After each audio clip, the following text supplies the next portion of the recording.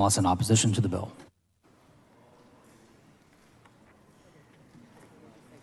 Thank you, Mr. Speaker, members.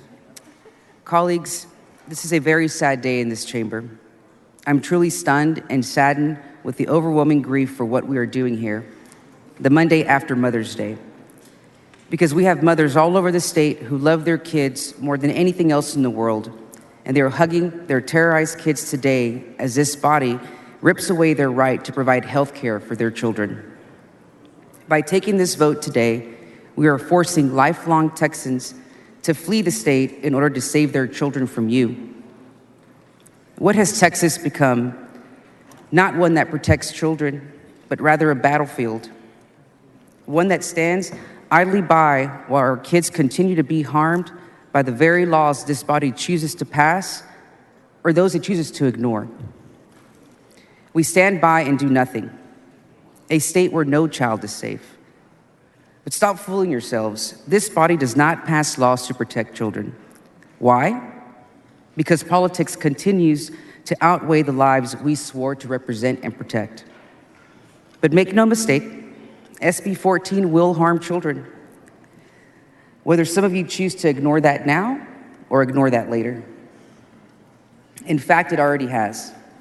We heard in testimony during committee from a sibling of a trans child who has already attempted suicide because their care was shut down after a previous executive order.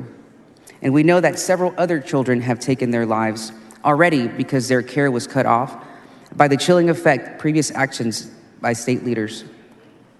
All of it is couched in vain politics to protect the very little Texans claim to be considered when taking the dangerous and uncompassionate vote that many of you will take today. This is wrong. When did we as a state abandon our moral duty to protect every child? When did politics rise above truth, our duty, our responsibility, and honor? When did Texas decide it would leave a trail of dead children's bodies all over the state? A state where a parent who did not choose to love their child for who they were when they came out and left them to fend for themselves in foster care, where we know they will further be harmed or at worst die. Members, that's child abuse. Children whose parents choose to abandon them because of who they are the ones who need real protection. Yet the families who are targeted by this bill are some of the strongest, loving, and accepting individuals I've ever met in my life. Families that would do anything for each other. That's what a parent's love looks like. But to these families, a parent's love also includes showing up at the Capitol, session after session, and sacrificing everything to make sure their child has the best future they can possibly have, more than most parents have to endure. Members, I know many of you in this chamber are parents. I know you love your children because you bring them to their Capitol. I hear you talking about them on the House floor, and I know that you would do anything to protect them, to make sure they're safe, to make sure they're happy, and that they have access to the health care that they need to survive. It should be no different for the parents of transgender children.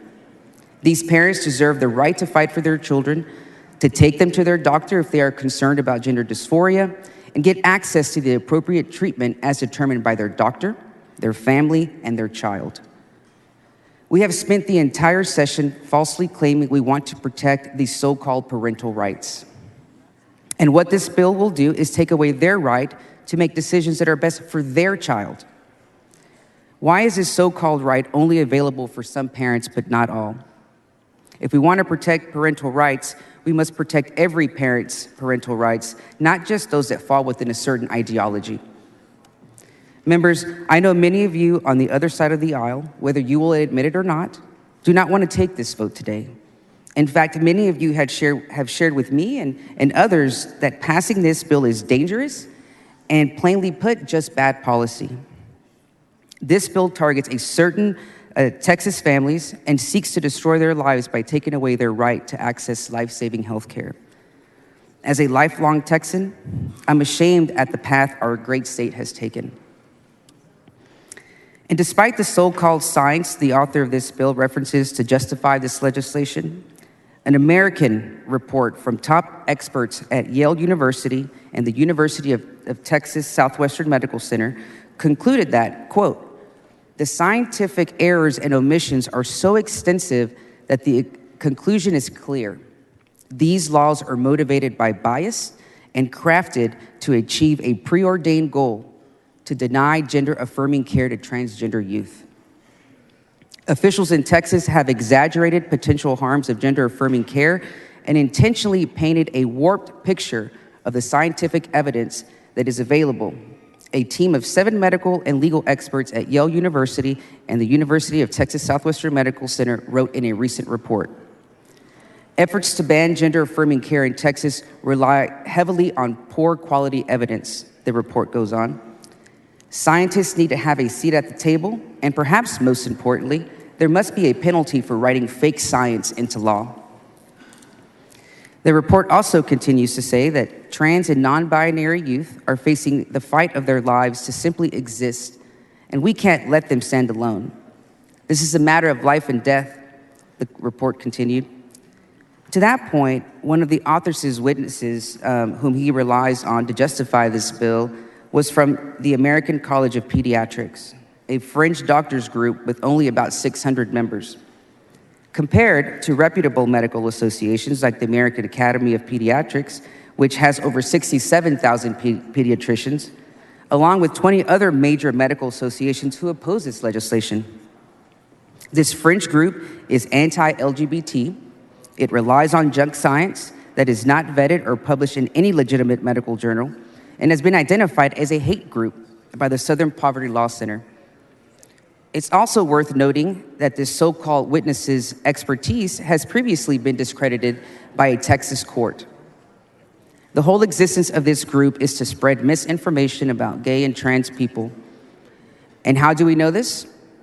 A data breach from their doctors' group that included more than 10,000 emails and documents that were left in an open file online titled, "How to Defund Trans Pediatrics." It clearly spells out the animus of this group and the real reason that we have an outright national assault on trans children. In fact, these emails even admitted that they shopped around the same witnesses from state to state. Why? Because they don't have real Texans to testify. So they flew most of their witnesses in from out of state to testify in a public hearing in Texas about things that never happened in Texas. When this bill was heard in committee, only 84 people registered in support, while 2,401 Texans registered in opposition. Most people on the invited list to testify in support were from out of state. They did not receive health care in Texas. They were adult when they made their decisions and had absolutely nothing to do with Texas doctors, Texas parents, or Texas children. While over 500 Texans registered in opposition never got the opportunity to testify because they were sent home when testimony was cut off at midnight. We're refusing to hear the stories from real Texans on how this bill will impact their lives is not what a democracy looks like. I'm disappointed and sad that so many parents I know who have trans kids who are happy and healthy and now scared to death of our state. That's not my Texas. And members, as I close, I want to urge you from the bottom of my heart to vote against SB 14.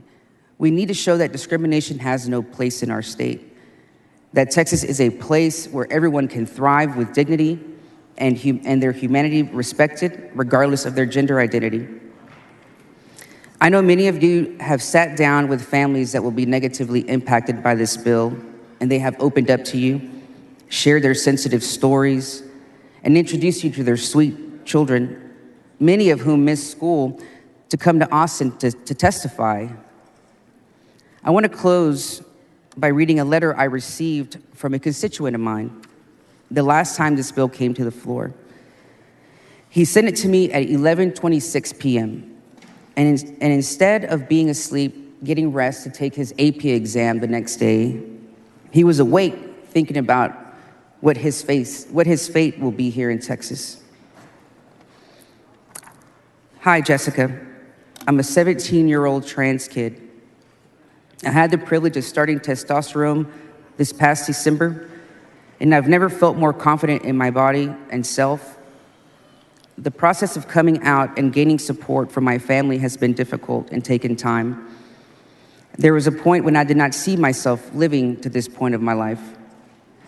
Seeing these changes happening in those around me who grew up to accept and support me, this has been the happiest point in my life. I've been looking at colleges and started a new job. However, whenever I look at the news and recent bills, all that hope is drained. I'm terrified for the future of me and other trans youth living in Texas. I have only 1 year until I will be safe from this bill, but so many others aren't so lucky. It's incredibly disheartening to see children's livelihoods turned into a political stance. Children are taking their own lives, yet they cannot see past what they choose to. I have been taking AP Government this year, but I still don't know how many ways I can help or if I can at all. I'm not sure if this message will reach you or change the circumstances, but I just needed an outlet. I need to feel that I have done something, even if it's meaningless. Please advocate for trans kids who have to fight every day just to be respected. Being trans is not a choice. If it was, and I and many others would have stopped a long time ago. Dysphoria can be crippling, and shutting off these resources is a death sentence for so many. I'm scared and I don't know what the future looks like.